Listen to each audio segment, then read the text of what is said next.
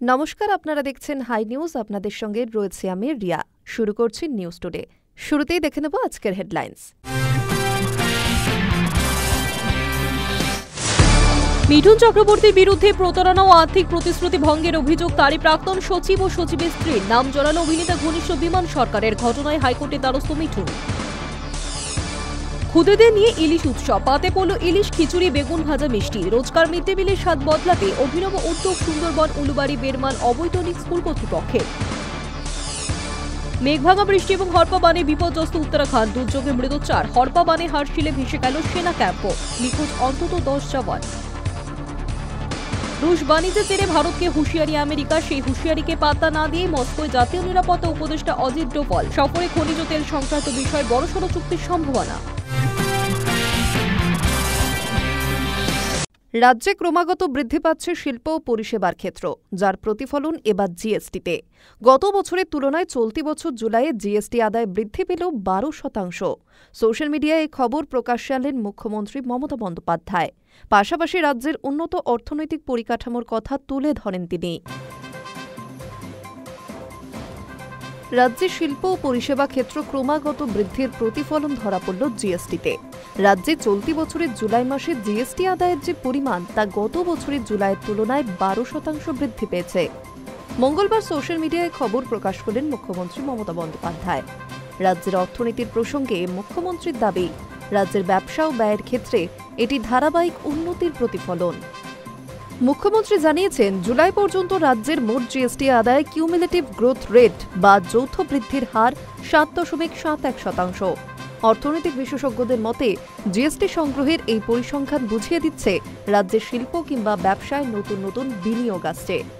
একের পর এক কলকারখানা করে উঠছে, তার সঙ্গে পাল্লা দিয়ে বাড়ছে পরিষেবা ক্ষেত্রেও। জিএসটি সংগ্রহ এক বছরে এক ধাপে 12% বেড়ে যাওয়া সেই শিল্প ও পরিষেবা ক্ষেত্রের বৃদ্ধির প্রতিফলন। চলতি আর্থিক বছরে এই প্রবণতা বজায় থাকলে তা রাজ্যের রাজস্ব বৃদ্ধিতে বড় ভূমিকা নেবে। এদিন মুখ্যমন্ত্রী সোশ্যাল মিডিয়ায় কেন্দ্রীয় সরকারের দেওয়া পরিসংখ্যান তুলে ধরে জানান, জিএসটি সংগ্রহ চলতি বছরের জুলাই মাসে হয়েছে 5,895 কোটি টাকা, যেখানে গত বছরের একই সময়ে তা ছিল 5,257 কোটি টাকা। শতাংশের হিসেবে যা 12%-এরও বেশি বলে জানান মুখ্যমন্ত্রী। High news network. অভিনেতা মিঠুন চক্রবর্তীর বিরুদ্ধে প্রতারণা ও আর্থিক প্রতিশ্রুতি ভঙ্গের অভিযোগ তুলেছেন তারই প্রাক্তন সচিব ও সচিবের স্ত্রী। ঘটনায় নাম জড়িয়েছে মিঠুনের ঘনিষ্ঠ পেশায় আইনজীবী বিমান সরকারেরও। এই প্রেক্ষিতে অভিযোগ খারিজের দাবিতে কলকাতা হাইকোর্টের দ্বারস্থ হয়েছেন মিঠুন। অভিনেতা মিঠুন চক্রবর্তীর বিরুদ্ধে প্রতারণা ও আর্থিক প্রতিশ্রুতি ভঙ্গের অভিযোগ তুলেছেন তারই প্রাক্তন সচিব ও সচিবের স্ত্রী। ঘটনায় নাম জড়িয়েছে মিঠুনের ঘনিষ্ঠ পেশায় আইনজীবী বিমান সরকারেরও। উত্তর কলকাতার চিতপুর থানায় দুজনের বিরুদ্ধে অভিযোগ দায়ের করেছেন ওই দম্পতি। এই প্রেক্ষিতে অভিযোগ খারিজের দাবিতে কলকাতা হাইকোর্টের দ্বারস্থ হয়েছেন মিঠুন। অভিযোগকারী মিঠুন চক্রবর্তীর প্রাক্তন সচিব সুমন রায়চৌধুরী। তার দাবি, মিঠুন ও তার আইনজীবী বিমান সরকার তাকে একটি হোটেলের ইন্টেরিয়ার ডেকোরেশনের দায়িত্ব দেন। প্রথম দফার কাজের পারিশ্রমিক পেলেও পরে অতিরিক্ত কাজ করতে চাপ দেওয়া হয় বলে অভিযোগ সুমনের। সেই কাজ শেষ করতে গিয়ে তাকে তার স্ত্রীর গয়না বন্ধক রাখতে হয়, তবেই জোগাড় হয় প্রয়োজনীয় অর্থ। তাদের দাবি, ওই অতিরিক্ত কাজ বাবদ মিঠুন চক্রবর্তীর থেকে প্রাপ্ত ছিল প্রায় 35 লক্ষ টাকা, কিন্তু সেই টাকা আজও পাননি তারা। অভিযোগ, পরে সুমনের স্ত্রী টাকা চাইতে গেলে তাকে অপমানিত হতে হয়। এরপরই তারা পুলিশের দ্বারস্থ হন। সূত্রের খবর, গোটা ঘটনায় প্রাথমিক অভিযোগকারীর ভূমিকা নিয়েছেন সুমনের স্ত্রী। সোমবার তিনি শিয়ালদা আদালতের এক ম্যাজিস্ট্রেটের কাছে গোপন জবানবন্দি দিয়েছেন। তদন্তকারী সংস্থা সেই জবানবন্দির ভিত্তিতেই পরবর্তী পদক্ষেপ নেবে। এদিকে মিঠুন চক্রবর্তী কলকাতা হাইকোর্টের দ্বারস্থ হয়েছেন। বুধবারই তার মামলার শুনানি হতে পারে বিচারপতি জয় সেনগুপ্তর এজলাসে। আদালত তার আর্জি শুনে কি সিদ্ধান্ত নেয়, সেদিকেই নজর সকলের। High news network. প্রাথমিক বিদ্যালয়ে খুদেদের নিয়ে ইলিশ উৎসব। পাতে পড়ল লোভনীয় ইলিশ, সঙ্গে খিচুড়ি, বেগুন ভাজা আর মিষ্টি। রোজকার মিড ডে মিলের স্বাদ বদলাতে অভিনব উদ্যোগ সুন্দরবন উলুবাড়ি বেরমাল অবৈতনিক স্কুল কর্তৃপক্ষের। এই ভিন্ন স্বাদের মিড ডে মিল চেটে পুটে খেল খুদে পড়ুয়ারা। বর্ষার মরশুমে খুদেদের পাতে পড়ল ইলিশ। শুধু ইলিশ নয়, সঙ্গে ছিল খিচুড়ি, বেগুন ভাজা, মিষ্টি। মিড ডে মিলে মুখের স্বাদ বদলাতে এই বিশেষ উদ্যোগ নিল সুন্দরবনের প্রত্যন্ত এলাকার উলুবাড়ি বেরমাল অবৈতনিক স্কুল কর্তৃপক্ষ। প্রাথমিক বিদ্যালয়ের ইলিশ উৎসবে চেটে পুটে খেল পড়ুয়ারা। উলুবাড়ি বেরমাল অবৈতনিক স্কুলে রয়েছে 100 জন ছাত্রছাত্রী। 3 জন শিক্ষক নিয়ে চলে বিদ্যালয়ের পঠন পাঠন। ছাত্রছাত্রীদের মিড ডে মিলে স্কুলের নিত্যদিন পাতে পড়ে হয় খিচুড়ি, না হয় সাদা ভাতের সঙ্গে সিদ্ধ ডিম, সয়াবিনের তরকারি। স্বাভাবিকভাবেই প্রায় একই সবজি ভাত মুখে রোচে না পড়ুয়াদের। এবার সেই স্বাদ বদলাতেই একঘেয়ে খাবার দাবারের পরিবর্তে এদিন তাদের পাতে পড়ল ইলিশ। ছাত্রছাত্রীরা পাতে ইলিশ পেয়ে দারুণ খুশি। অভিভাবকরাও বলছেন মনে হচ্ছে স্কুলে যেন ইলিশ উৎসব চলছে। স্কুল কর্তৃপক্ষ প্রধান শিক্ষককে অনেক ধন্যবাদ। প্রধান শিক্ষক শশাঙ্ক হালদারের কথায় গভীর সমুদ্র থেকে ইলিশ মাছ ধরে মৎস্যজীবীরা রায়দিঘি ঘাটে আসেন। এখান থেকেই সবটা বাইরে রপ্তানি হয়। একই ইলিশের অগ্নিমূল্য বাজার, তার উপর সমস্ত ইলিশ রপ্তানি হয়ে যাওয়ায় এলাকার প্রান্তিক পরিবার ও ছেলে মেয়েদের ইচ্ছে থাকলেও ইলিশের স্বাদ থেকে পুরোপুরি বঞ্চিত তারা। তাই কচি কচি মুখগুলোর দিকে তাকিয়ে ঠিক করেছিলাম একদিন হলেও অন্তত স্কুলে তাদের ইলিশ খাওয়াবই। বিদ্যালয়ে ইলিশ উৎসব হচ্ছে। এর উদ্দেশ্য হচ্ছে যে আমাদের রায়দিঘি ইলিশের জন্য বিখ্যাত।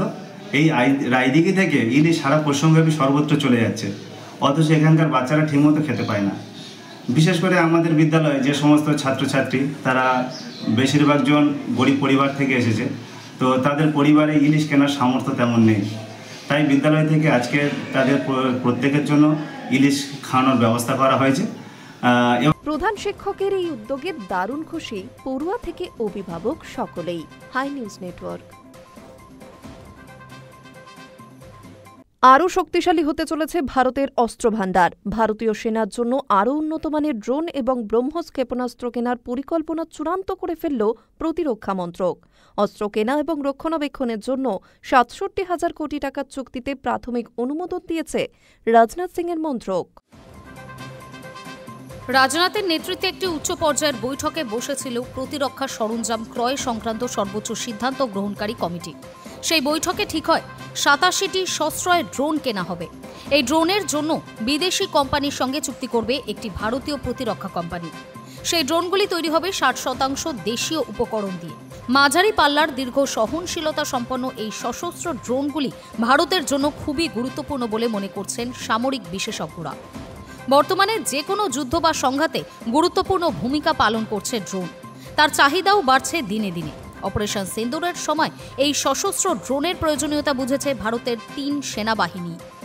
ভারতের সশস্ত্র বাহিনীর আশা নতুন ম্যাল ড্রোন আরও উন্নত মানের হবে, যা শত্রুর ঘাঁটিতে হামলা করেই ফিরে আসবে। এই ধরনের ৮৭টি ড্রোন কিনতে ভারতের খরচ পড়বে প্রায় ২০,০০০ কোটি টাকা। এমনই জানিয়েছেন প্রতিরক্ষা মন্ত্রকের এক উচ্চপদস্থ আধিকারিক। তিনি আরও বলেন, আর এই সব ড্রোন কেনার পর 10 বছর রক্ষণাবেক্ষণের জন্য আরও ১১,০০০ কোটি টাকার খরচ হবে। শুধুমাত্র ড্রোন নয়, ভারত আরও ব্রহ্মস ক্ষেপণাস্ত্র কেনারও পরিকল্পনা করছে। দুনিয়ার দ্রুততম ক্রুজ ক্ষেপণাস্ত্রগুলির মধ্যে অন্যতম হল ব্রহ্মস। রাশিয়ার সঙ্গে যৌথ উদ্যোগে এই সুপারসনিক ক্রুজ ক্ষেপণাস্ত্রটি তৈরি করেছেন এই দেশের প্রতিরক্ষা গবেষকেরা। এর 4টি মূল শ্রেণী রয়েছে: যুদ্ধজাহাজ, ডুবোজাহাজ, যুদ্ধবিমান এবং স্থল বাহিনীর লঞ্চার থেকে শত্রুর ওপর ব্রহ্মস ছুটতে পারে সেনা। ক্ষেপণাস্ত্রটির নকশা তৈরিতে হাত রয়েছে দেশের প্রতিরক্ষা গবেষণা সংস্থা DRDO এবং মস্কোর NPO মাশিনোস্ট্রেনিয়ার। ভারত এখন আরও ১১০টি বেশি ব্রহ্মস অস্ত্র ভাণ্ডারে যুদ্ধ করার সিদ্ধান্ত নিয়েছে। তাতে অনুমোদন দিয়েছে প্রতিরক্ষা মন্ত্রক। High news network. আমেরিকা ও ইউরোপের দেশগুলি রাশিয়ার থেকে বিপুল পরিমাণ পণ্য আমদানি করে। রুশ তেল কেনা নিয়ে ভারত মার্কিন কূটনৈতিক টানাপোড়েনের মাঝে এমনটাই জানিয়েছিল ভারত। নয়াদিল্লির প্রতিক্রিয়ার পর সংবাদ মাধ্যমের সামনে এই প্রশ্নের মুখে পড়ে কার্যত ভ্যাবাচাকা খেলেন মার্কিন প্রেসিডেন্ট। আমতা আমতা করে বললেন, তাই বিষয়টা জানি না, তো খোঁজ নিয়ে দেখব। ভারত রুশ বাণিজ্যকে যুদ্ধের মেশিন বলে উল্লেখ করে শুল্ক তরবারি চালাতে শুরু করেছে ডোনাল্ড ট্রাম্প। সম্প্রতি তিনি জানিয়েছে, বাণিজ্যের জন্য ভারত ভালো অংশীদার নয়। তারা আমাদের সঙ্গে যথেষ্ট বাণিজ্য করে, কিন্তু আমরা তাদের সঙ্গে বাণিজ্য করি না। তাই ভারতের ওপর আমরা 25% শুল্ক চাপিয়েছিলাম, কিন্তু আগামী 24 ঘন্টার মধ্যে তা বৃদ্ধি করা হবে। কারণ ভারত রাশিয়া থেকে তেল কিনছে এবং তারা ইউক্রেনের সঙ্গে যুদ্ধে রাশিয়াকে সাহায্য করছে। পাল্টা প্রতিক্রিয়ায় ভারতও জানিয়েছে, ভারতকে নীতি ধর্ম শেখাতে আসা আমেরিকা নিজেই রাশিয়া থেকে বিপুল পণ্য আমদানি করে। বিদেশ মন্ত্রকের তরফে বিবৃতি জারি করে জানানো হয়েছে, রাশিয়া ও ইউরোপের বাণিজ্য তালিকায় শুধু তেল বা গ্যাস নয়, সার, খনিজ, রাসায়নিক, লৌহ, ইস্পাত সহ আরও বহু পণ্য আমদানি করে। এই তালিকায় শুধু ইউরোপ কেন, খোদ আমেরিকাও বিপুল পণ্য আমদানি করে। তারা নিজেদের পারমাণবিক কার্যকলাপের জন্য রাশিয়ার থেকে ইউরেনিয়াম হেক্সাফ্লোরাইড কেনে। বৈদ্যুতিন গাড়ি শিল্পের জন্য প্যালাডিয়াম, সার ও রাসায়নিক আমদানি করে। ভারতের বিবৃতির পর হোয়াইট হাউসে সংবাদ মাধ্যমের মুখোমুখি হয়েছিলেন মার্কিন প্রেসিডেন্ট ডোনাল্ড ট্রাম্প। সেখানে সাংবাদিকদের তরফে ট্রাম্পকে প্রশ্ন করা হলে কার্যত ভ্যাবাচ্যাকা খান ট্রাম্প। তিনি বলেন, এই বিষয়টি সম্পর্কে আমি বিশেষ কিছু জানি না, আমাদের বিষয়টি তদন্ত করে দেখতে হবে। High news network.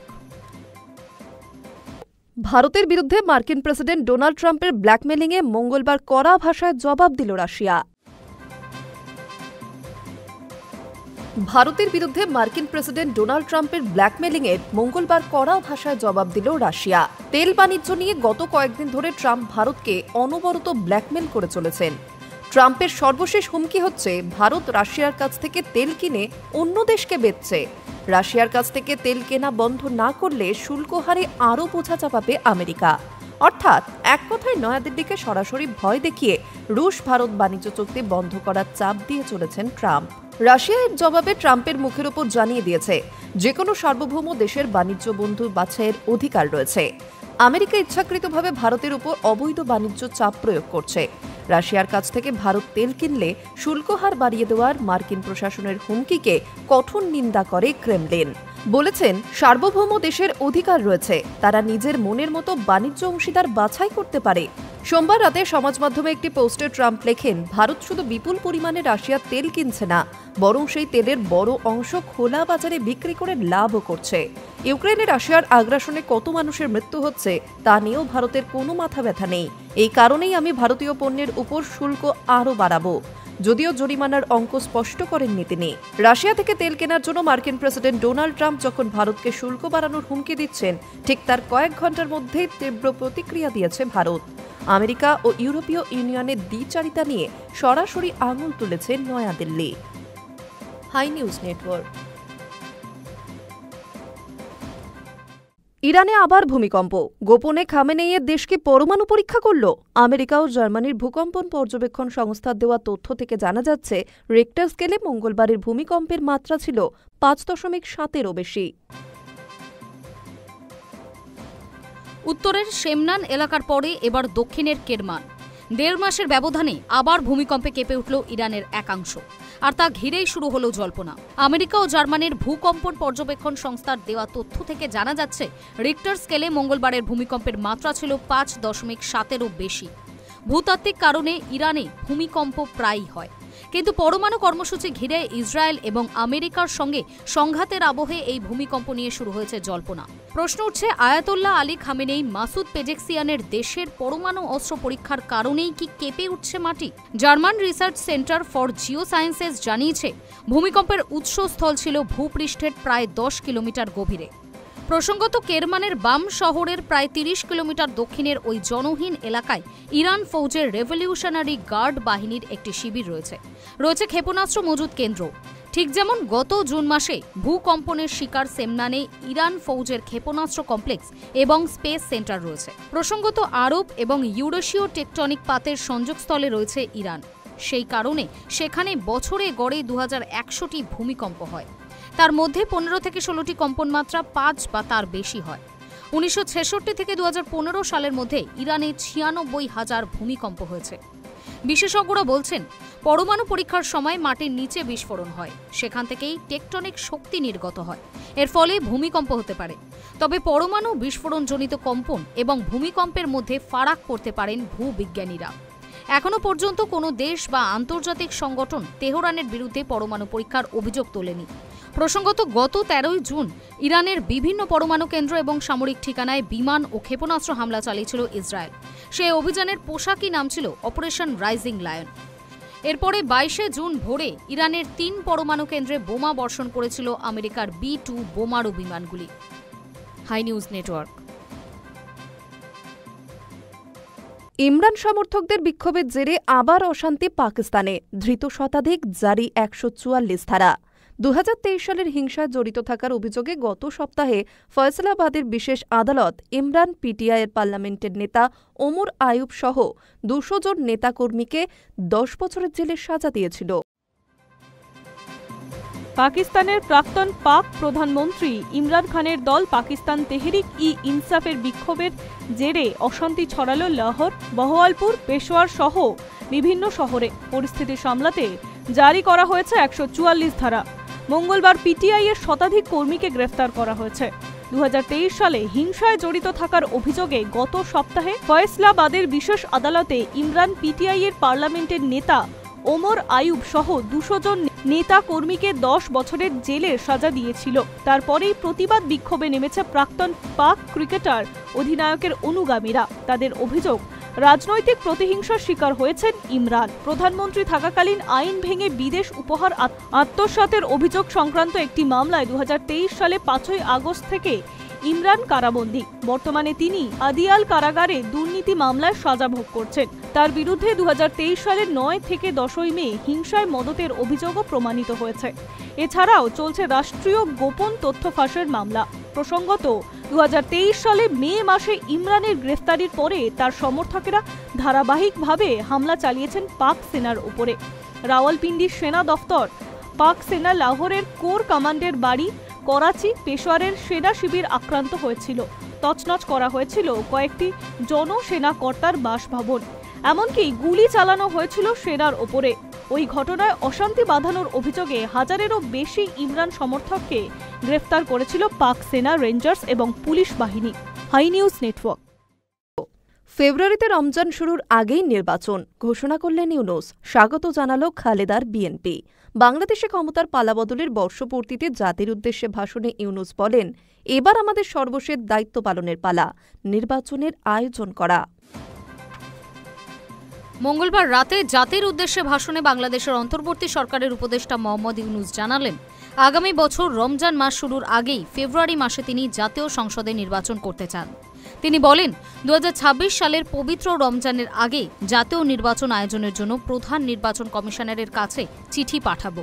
গত বছরের জুলাইয়ের গোড়ায় শুরু হওয়া কোটা সংস্কার আন্দোলন এবং তার পরবর্তী বৈষম্য বিরোধী ছাত্র আন্দোলন এবং রক্তাক্ত গণ অভ্যুত্থানের জেরে গত 5ই আগস্ট বাংলাদেশে আওয়ামী লীগের সরকারের পতন হয়েছিল। বাংলাদেশ বায়ুসেনার বিমানে ঢাকা ছেড়ে ভারতে আশ্রয় নিয়েছিলেন তৎকালীন প্রধানমন্ত্রী শেখ হাসিনা। ক্ষমতার পালা বদলের সেই বর্ষপূর্তিতে জাতির উদ্দেশ্যে ভাষণে ইউনূস বলেন, এবার আমাদের সর্বশেষ দায়িত্ব পালনের পালা, নির্বাচনের আয়োজন করা। গত 6 মাস ধরে নির্বাচনের নির্ঘণ্ট নিয়ে প্রাক্তন প্রধানমন্ত্রী খালেদা জিয়ার দল বিএনপির সঙ্গে টানাপোড়েন চলছিল ইউনূসের নেতৃত্বাধীন অন্তর্বর্তী সরকারের। কিন্তু মঙ্গলবার রাতে ইউনূসের ভোট নির্ঘণ্ট ঘোষণাকে স্বাগত জানানো হয়েছে বিএনপির তরফে।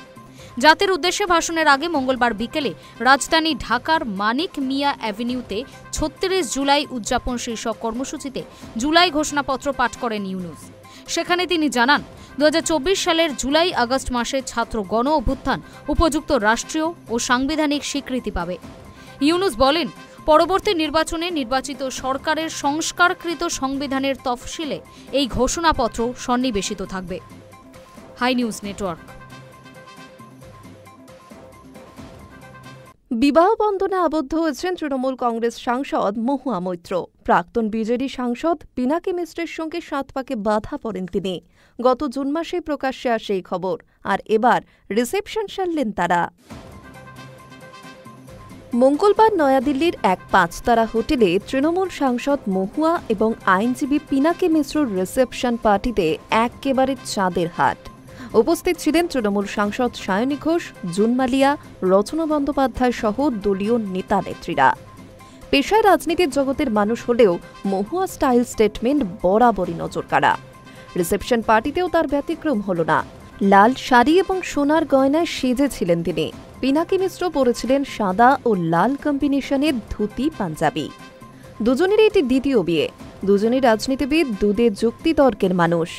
চরিত্রের এমন সাদৃশ্যই বোধহয় তাদের এক হওয়ার অনুঘটক ছিল। ছিমছামভাবে বিয়ের অনুষ্ঠান হয়েছিল। সাক্ষী ছিলেন শুধুমাত্র ঘনিষ্ঠ ও বন্ধুরা। তবে রিসেপশনে একেবারে এলাহি আয়োজন। তৃণমূল সাংসদের পাশাপাশি অনুষ্ঠানে উজ্জ্বল উপস্থিতি দেখা গেল কংগ্রেস সংসদীয় দলের সভানেত্রী সোনিয়া গান্ধীর। হাজির ছিলেন কংগ্রেস সাংসদ সুপ্রিয়া সুলেও। রিসেপশনের ছবি পোস্ট করে দম্পতিকে তাদের আগামী জীবনের জন্য শুভেচ্ছাও জানান তিনি। রিসেপশন পার্টিতে উপস্থিত ছিলেন তৃণমূল সাংসদ জুন মালিয়া, সায়নী ঘোষ সহ অন্যান্যরা। অন্যান্য আমন্ত্রিতরাও ছিলেন। জমকালো অনুষ্ঠানে মহুয়া মৈত্র, পিনাকি মিশ্রের সঙ্গে ছিলেন June Malia. High news network. News today এখন এই পর্যন্তই। পরবর্তী অন্যান্য খবরের জন্য চোখ রাখুন হাই নিউজে।